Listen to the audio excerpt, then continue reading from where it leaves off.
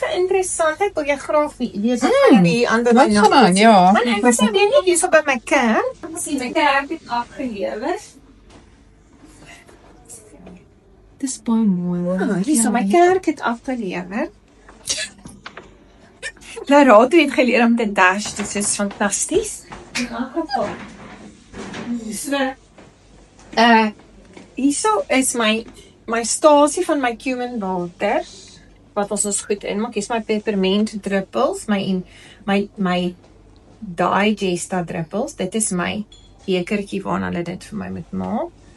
Ek gebruik hier regtig my bolbuster, die mas my so oulik, ek sit hom altyd net hierso. En dan leer ek nou vir Rosie, dis daar Spider-Woman wat julle nou daar gesien, kruip het, né? Ek het al geleer, en daar's my koffiestasie en my goedjie. Het ek al geleer, dan moet sy nou in die oggend vir my my goedjies maak, so ek het ster anys, want dit is mooi, want ek is 'n ster.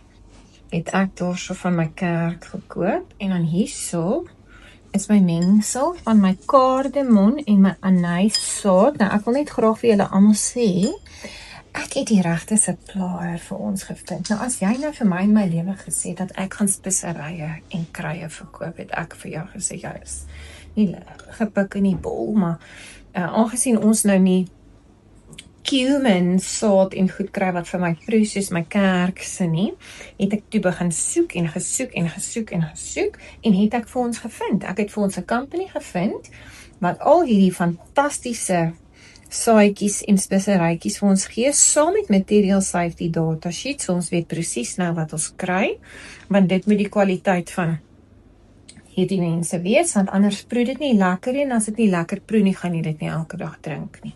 So hierdie is dan my herbstasie. Ja, julle gaan nou almal vir my vra, Aldila, waar kry jy daai triple dingetjie? Ja, ek verkoop dit, hoor. Ek gaan dit binnekort laai op die beest vir julle. So hierdie is dan nou my spesery rakkie wat ek doen.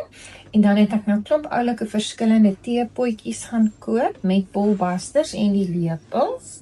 En dan maak hulle nou elke dag hierso vir my konkoksietjies hier in die kantoor, waar dis die minister van Finansies se kantoor.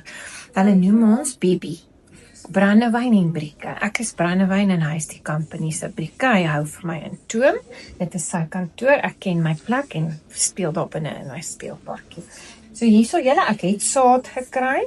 Ek het vir ons gesorg, ek het vir ons kits bymekaar gemaak. Ek sal vir julle weer formele video's doen van hoe om dit te maak. Hou vas my dop en dan check julle die volgende moves.